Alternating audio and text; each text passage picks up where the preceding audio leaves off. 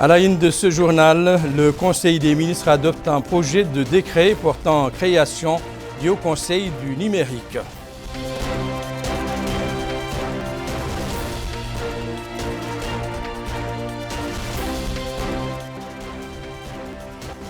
Le ministre de l'Éducation nationale participe à un symposium sur la qualité de l'enseignement.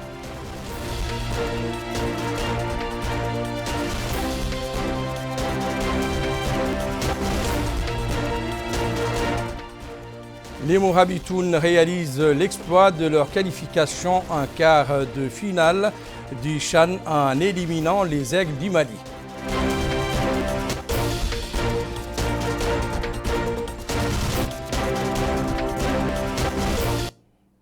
Mesdames, Messieurs, bonsoir et bienvenue à cette édition du journal. Je vous le disais en titre, les Mourabitoun ont arraché cet après-midi sur la pelouse du stade Miloud Haddefi d'Oran leur billet pour les quarts de finale du CHAN, le championnat d'Afrique des Nations, en battant les Aigles du Mali sur le score d'1-0, but inscrit à la 53e minute par l'attaquant Mamadou Ossi sur une belle reprise de tête d'un joli centre en retrait de Sidi Amar. C'est la première fois que nos Mourabitoun réalisent un tel exploit dans une compétition de ce niveau. Le mérite en revient au sélectionneur Amir Abdou. Son prochain challenge, battre le Sénégal le 27 janvier à Annaba pour permettre à ses poulains de se qualifier pour les demi-finales. Je vous le disais également dans les titres, le Conseil des ministres s'est réuni exceptionnellement ce jour, mardi, et a adopté, sous la présidence du président de la République, M. Mohamed Ould Cheikh El Ghazouani, un projet de décret portant création d'une mission et modalités d'organisation et fonctionnement du Haut Conseil du numérique et un autre relatif à une création d'un établissement public à caractère administratif dénommé Agence du numérique de l'État et fixant ses règles d'organisation et de fonctionnement. Sans plus tarder, voici le communiqué final sanctionnant les travaux du gouvernement lu par Malika Narli. Le Conseil des ministres s'est réuni ce mardi 24 janvier 2023 sous la présidence de M. Mohamed Ould Cheikh El Ghazouani, président de la République. Le Conseil a examiné et adopté les projets de décret suivants. Projet de décret portant nomination du président du conseil d'administration du port autonome de Nouadhibou. Projet de décret abrogeant et remplaçant le décret numéro 2020-045 du 26 mars 2020 portant création, mission et modalités d'organisation et fonctionnement du Haut Conseil du numérique. Ce projet de décret vise à apporter quelques modifications aux missions et à la composition du Haut Conseil du numérique, à améliorer divers aspects du décret numéro 2020-045 du 26 mars 2020 et à préciser certaines dispositions d'organisation et de fonctionnement du Haut Conseil du numérique. Projet de décret portant création d'un établissement public à caractère administratif dénommé Agence du numérique de l'État et fixant ses règles d'organisation et de fonctionnement. La mise en place de cette agence vise entre autres à contribuer au développement et à la promotion des outils et services numériques, ainsi qu'à leur usage par l'administration, les entreprises et les citoyens, et à initier le cadre des programmes dits gouvernement en coordination avec les organismes concernés par la mise en œuvre des projets et le suivi des projets de l'administration électronique. Projet de décret fixant les taxes et redevances minières. Le présent projet de décret s'inscrit dans la logique d'amélioration notoire des prix des matières premières minières dans le monde, qui s'accompagne souvent d'une augmentation de la rente minière au profit des pays hôtes des opérateurs miniers à travers la révision à la hausse des taxes et redevances minières. Projet de décret modifiant certaines dispositions du décret numéro 2008-159 du 4 novembre 2008, modifié et complété portant sur les titres miniers et de carrière. Le présent projet de décret modifie le décret sur les titres miniers et de carrière à l'effet d'introduire certaines dispositions visant notamment l'alignement de notre pays aux normes de l'initiative pour la transparence dans les industries extractives et l'appurement des instances au cadastre minier pour la redynamisation de l'activité minière. Projet de décret portant approbation du plan de lotissement de l'extension de la ville de Tichit, Moukhatha de Tichit, wilaya du Tagam. Le lotissement couvre une superficie globale de 17 hectares et prend en compte les critères indispensables pour un cadre de vie adéquat, garantissant la sécurité et la quiétude pour l'ensemble des populations. Projet de décret portant nomination du président et des membres de l'Assemblée générale de l'Agence de développement urbain ADU.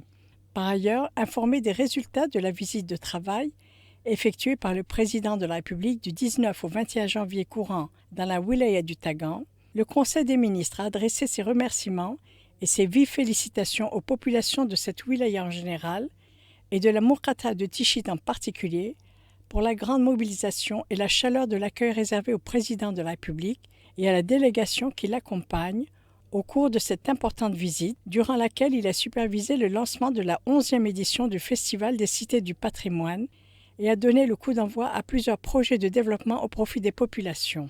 Le ministre des Affaires étrangères, de la coopération et des Mauritaniens de l'extérieur a présenté une communication relative à la situation internationale. Le ministre de l'Intérieur et de la décentralisation a présenté une communication relative à la situation intérieure. Le ministre des Finances, le ministre de l'Intérieur et de la décentralisation et le ministre de l'Habitat, de l'Urbanisme et de l'Aménagement du territoire ont présenté une communication conjointe relative à la propriété foncière. À la lumière de l'allocution clairvoyante du président de la République à l'ouverture de la 11e édition du Festival des Cités du Patrimoine, organisé à Tichit du 20 au 24 janvier 2023, la présente communication vise à souligner la volonté de l'État de protéger la propriété foncière privée, qu'elle soit collective ou individuelle, mais également de répondre aux impératifs incontournables de mise en valeur de ses potentialités foncières et de répartition équitable de cette ressource vitale. Dans cette optique, le gouvernement prendra sans tarder des mesures traduisant la volonté du président de la République de faire de la terre une source non pas de déchirement ou d'exclusion, mais de solidarité, de cohésion sociale et de développement inclusif.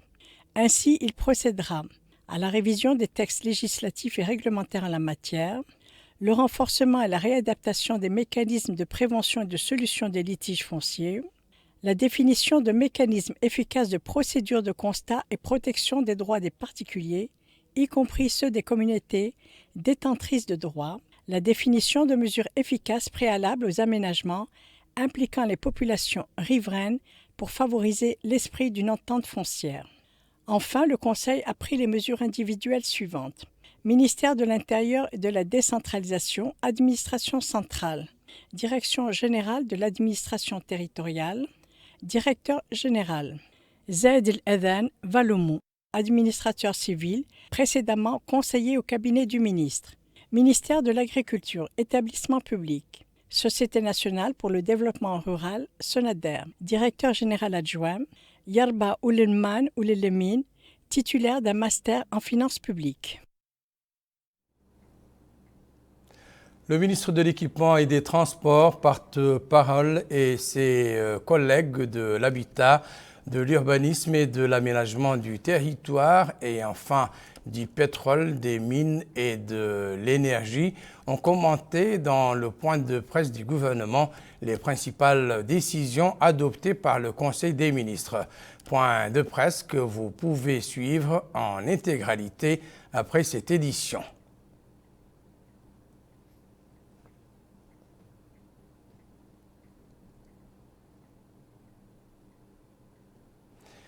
Monsieur Brahim Val Ould Mohamed Lemine, ministre de l'Éducation nationale et de la réforme du système éducatif, a déclaré lors d'un symposium international organisé à distance par l'INESOC que notre système éducatif, à l'instar de ceux d'autres pays, a connu des dysfonctionnements profonds, ce qui a nécessité des réformes permettant de faire face aux nouvelles conditions, d'où les directives du président de la République de faire de la réforme du système une priorité. La tenue du symposium s'inscrit dans le cadre de la commémoration de la Journée internationale de l'enseignement. Amina Mentril. Investir dans la qualité de l'enseignement et passer de l'engagement à l'action. Voici le slogan sous lequel la communauté internationale a commémoré la Journée internationale de l'enseignement. Participant au symposium organisé pour la circonstance, le ministre de l'Éducation nationale et de la réforme du système éducatif, M. Brahim Waloud Mohamed Lamine, a exprimé ses remerciements au Centre régional de l'UNESCO pour la qualité et l'excellence de l'enseignement en collaboration avec le Royaume d'Arabie saoudite d'avoir honoré la Mauritanie avec la présidence de la cérémonie du démarrage des travaux de ce symposium. Il a ajouté que la célébration de la Journée internationale de l'enseignement sous le thème préalablement indiqué reflète clairement la nécessité de la mise en place d'un enseignement répondant aux aspirations de la population mondiale. La bonne qualité de l'éducation conduit, poursuit le ministre, à une vie décente et un développement régulier.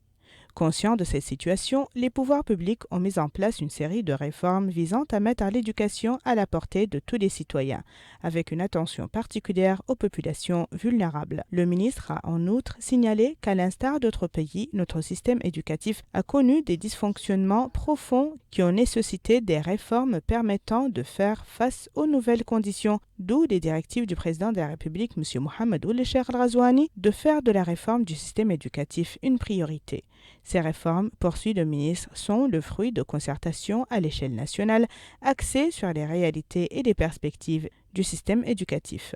M. Brahim Waloud Mohamed Lamine a enfin rappelé le rôle joué par nos ulama dans la propagation de la culture et des sciences en Afrique et dans les pays arabes à partir de nos villes anciennes telles que Shingit, Wadan, Tichit ou encore Walet. Il est à noter que la réunion organisée par l'Organisation des Nations Unies pour l'éducation, la science et la culture, UNESCO, en partenariat avec le ministère de l'Éducation nationale sous le thème « La qualité de l'enseignement ». L'alimentation scolaire est une autre dimension non moins importante du nouveau système éducatif national. La composante financée par les États-Unis d'Amérique est lancée en 2020.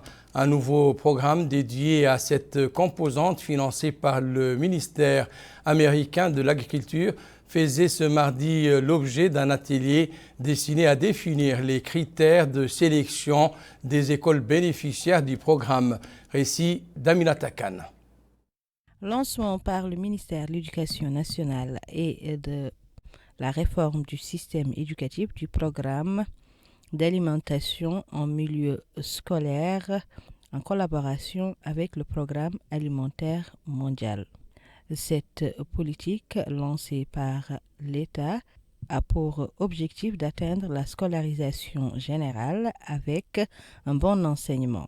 Présent à la rencontre, le représentant du ministère de l'Éducation nationale et de la réforme du système éducatif a déclaré que, conscient de l'importance de la nutrition dans les milieux scolaires, que le département de l'éducation a défini une politique nationale d'alimentation qui comprend, hormis les secteurs éducatifs, le secteur de la santé, la propriété et la nutrition, ainsi que le développement économique local à travers le regroupement des écoles et l'encadrement des élèves tout en utilisant des produits locaux dans la nutrition tels que les légumes, l'agriculture, l'élevage et la pêche.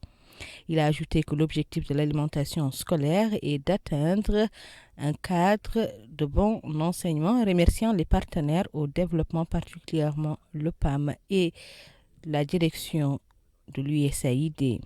S'exprimant à son tour, la représentante du bureau américain a déclaré en substance: Nourrir nos enfants et les autres interventions telles que l'amélioration de la lecture aux premières contribuent à bâtir une population en bonne santé et résiliente. Le leadership et le partenariat dont à fond preuve le gouvernement ont été exemplaires. Votre travail fait une différence réelle et positive dans la vie des plus jeunes citoyens de votre pays. Je gère la relation avec le département américain de l'agriculture à Washington, D.C. et transmets le succès de ce projet. Le USDA est très impressionné par le dévouement et l'engagement dont le gouvernement mauritanien a fait preuve sur une courte période. Depuis le début de ce projet, dès le premier jour, la GOM, le gouvernement de Mauritanie, a été un partenaire enthousiaste.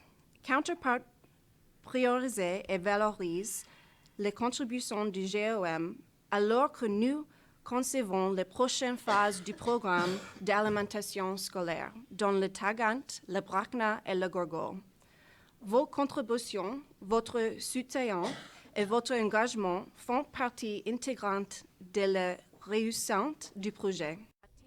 Il est à noter que ce programme est rendu possible grâce aux partenaires au développement et que l'objectif visé par l'État est la vulgarisation de la politique nationale de l'alimentation et sur la revue de la feuille de route pour le développement d'un programme national d'alimentation scolaire. Direction à présent Tichit qui continue de vivre au rythme de la première édition du Festival des cités du patrimoine. Le ministre de la Culture, de la Jeunesse, des Sports et des Relations avec le Parlement, qui suit de près le déroulement de cette édition, a mis à profit son séjour dans la cité millénaire pour s'enquérir des conditions de vie des habitants de la localité d'Arrejit et visiter par la même occasion certains des vestiges. Abdullah Damaba. Le ministre de la Culture, de la Jeunesse et des Sports et des Relations avec le Parlement s'est rendu à Arrejit dans le cadre de cette 11e édition du Festival des cités du patrimoine en compagnie du Wali du Tagan. Il a eu à s'informer des conditions de vie des habitants de cette commune sur les lieux. Il a tenu une réunion avec les résidents qui ont formulé leurs doléances. Le ministre de la Culture, de la Jeunesse et des Sports et des Relations avec le Parlement a par ailleurs apporté un soutien considérable aux coopératives et associations de jeunesse et sportives de ces localités. Il a indiqué que cette cité a bénéficié d'un appui considérable. Il a aussi souligné que plusieurs autres projets vont être mis en œuvre prochainement, dont la construction d'une école. Il a enfin déclaré s'être déplacé avec le Wali afin de s'enquérir des conditions de vie des habitants. Les résidents de cette ville ont quant à eux demandé l'accès à l'eau potable, aux services de téléphone. Ils ont aussi appelé à l'octroi de surface pour mettre en place des projets d'agriculture et la construction d'infrastructures sanitaires. L'ancien maire de cette cité a pour sa part exprimé sa satisfaction pour la tenue de cette 11e édition du Festival des cités du patrimoine. Il a en outre salué les différents projets qui vont être réalisés dans le cadre du développement, dont la viabilisation de 10 hectares au profit des projets d'agriculture, la construction d'une école, entre autres. Il a aussi mis en avant les différentes interventions de la Délégation générale à la solidarité nationale et à la lutte contre l'exclusion et le commissariat à la sécurité alimentaire CSA. Le Wali s'est en fait rendu au niveau du site archéologique d'Arrejit. Il a eu à s'informer de l'état de ce site où sont inscrits des traces de vies humaines datant de plus de 4000 ans. Hier soir, M. Mohamed Ould Souidat était à la première loge pour assister à une nouvelle soirée artistique du festival animée par des troupes folkloriques de Tichit et de Wadan, marquée par ailleurs par des productions poétiques et des partitions musicales de louanges du prophète, paix et salut sur lui. Aminata Khan nous fait vivre des pans de cette soirée. Au menu de cette 4e soirée du Festival des villes anciennes, des poésies et éloges au prophète Mohammed alayhi afdalu salatu wassalam, des sketchs et divers divertissements culturels présentés par certaines troupes des villes du pays. Le ministre de la Culture, de la Jeunesse, des Sports et des Relations avec le Parlement y a assisté dans le cadre des activités de la 11e édition du Festival des cités du patrimoine. Après la projection d'un film sur le site archéologique d'Arrejit, un film qui porte sur la présentation de la localité faite par des éminents professeurs bien de chez nous. Ensuite, les participants à la soirée ont été égayés par les troupes artistiques qui étaient présentes à la soirée. Outre le nombre important des participants à ce festival, de nouveaux citoyens ont fait le déplacement de Tichit pour parer à toute éventualité. Le centre de santé de la ville a pris ses dispositions pour répondre aux sollicitations sanitaires des hôtes de la cité antique si cela s'avérait nécessaire. C'est ainsi que le staff médical de la structure a été renforcé par des éléments de la direction régionale de la santé du Tagan et d'intervention d'urgence du ministère de la Santé. Mohamed Khatata.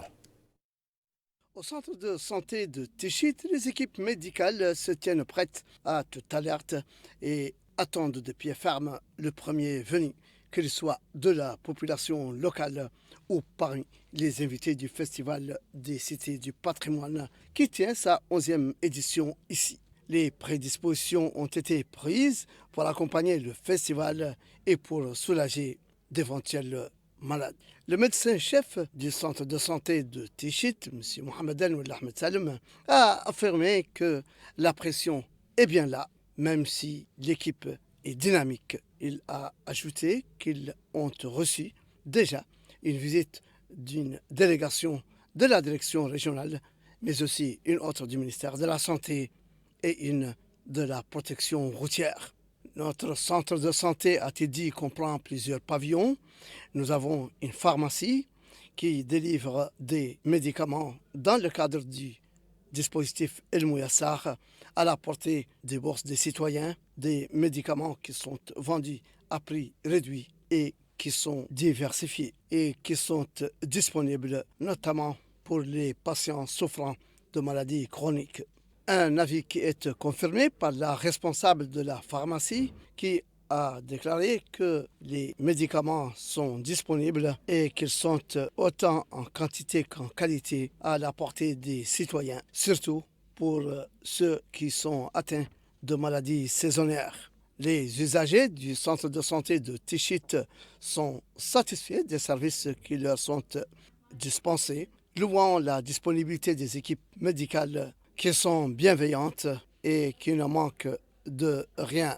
Même le moyen de transport est mis, ont-ils dit, à notre disposition.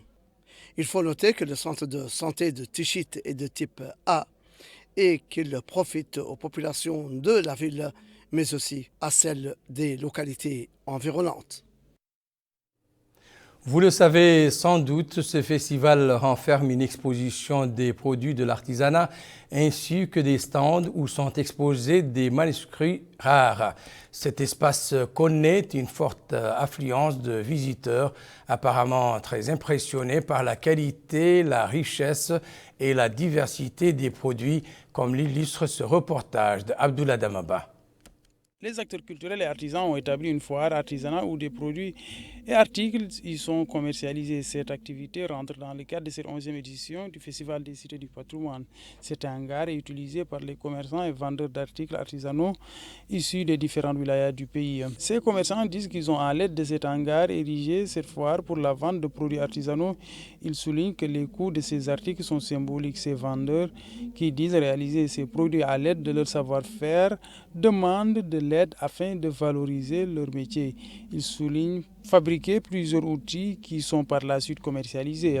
Les visiteurs de cette foire n'ont pas aussi manqué de faire part de leurs sentiments, particulièrement avec la diversité et variété des produits commercialisés.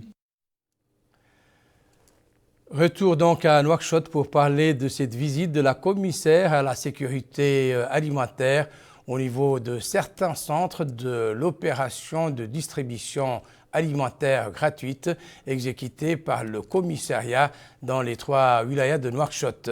Au cours de sa tournée dans les sites, Mme Fatimatou Khatri a demandé au personnel en charge de l'opération de redoubler d'efforts en vue de toucher dans les plus brefs délais possibles l'ensemble des citoyens inscrits sur le registre social de l'état civil. Amina Mentkhlil a suivi pour nous cette visite. Supervisant la répartition de plus de 2600 tonnes de produits alimentaires distribués par les différents centres du commissariat à la sécurité alimentaire dans les 9 muqata'at de Nouakchott, la commissaire à la sécurité alimentaire a effectué des visites de terrain visant à s'enquérir de près du déroulement de ces opérations. Madame Fatimatou Khatri a d'abord visité le centre de la muqata'a de Sabra où elle a assisté à des opérations de distribution et interrogé les bénéficiaires sur les procédures employées.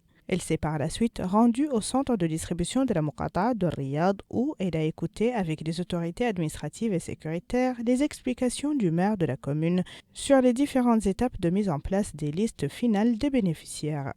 Troisième étape de la visite de la commissaire à la sécurité alimentaire, la Muqata'a de Toujounine, comprenant le plus grand des centres de distribution du CSA.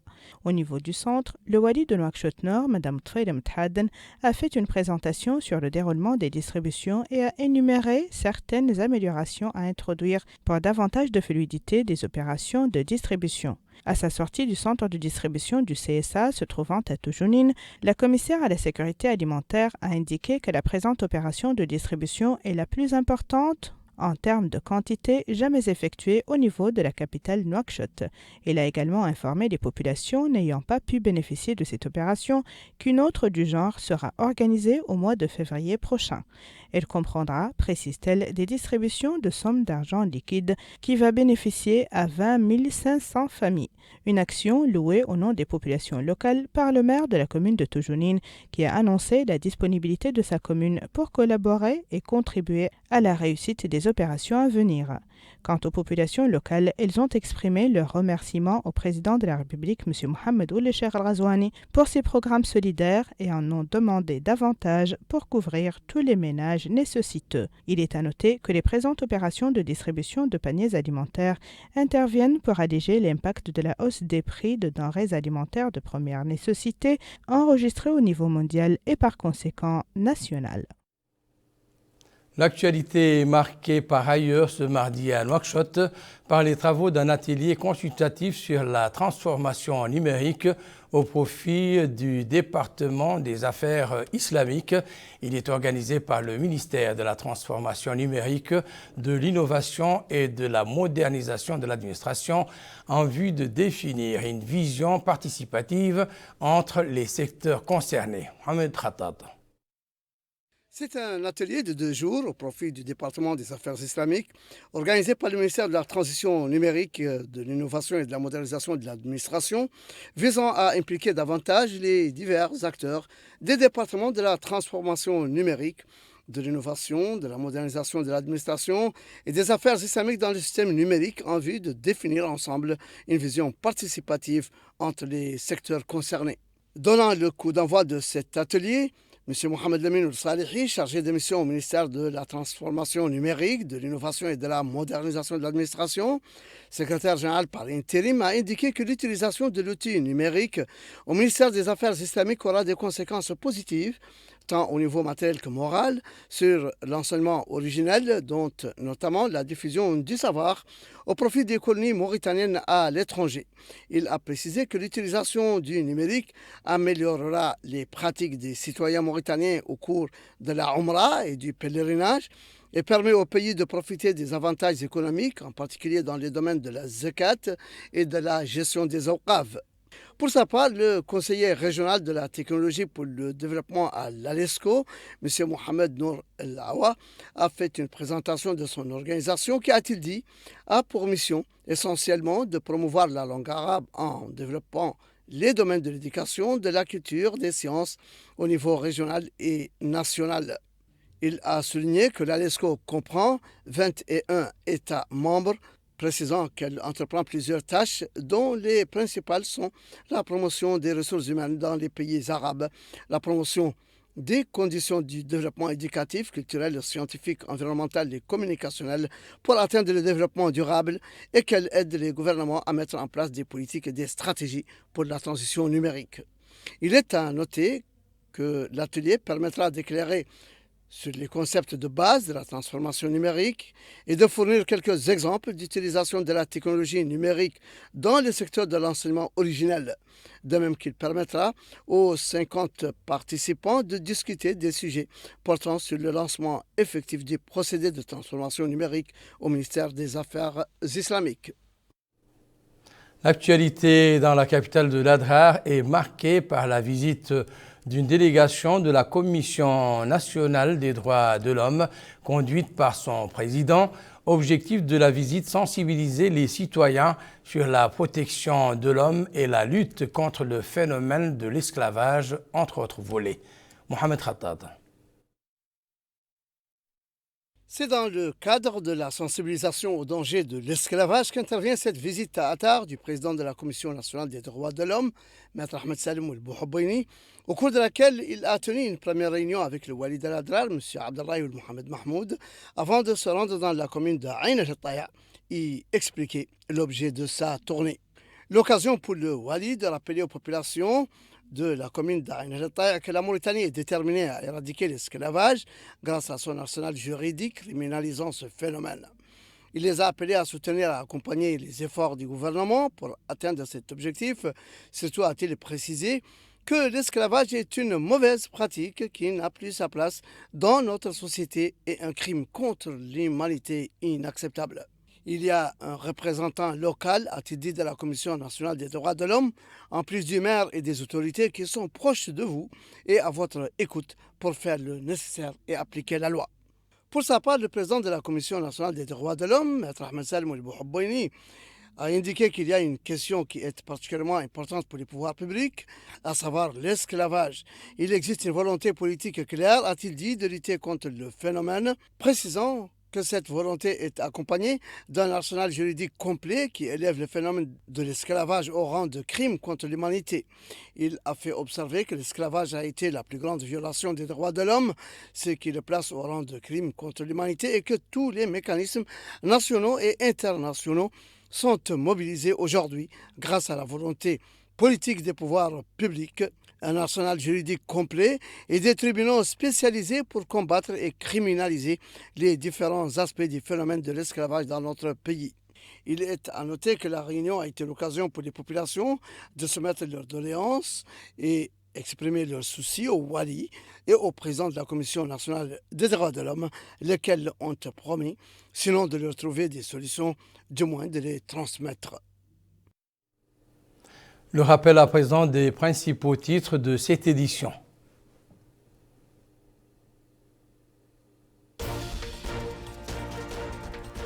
Le Conseil des ministres adopte un projet de décret portant création du Haut Conseil du numérique.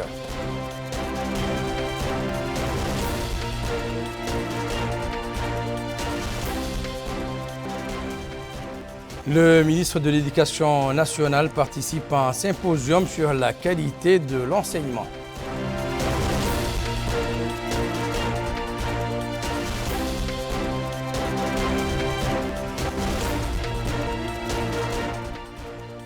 Les Mourabitoun réalisent l'exploit de leur qualification au quart de finale du CHAN en éliminant les Aigles du Mali.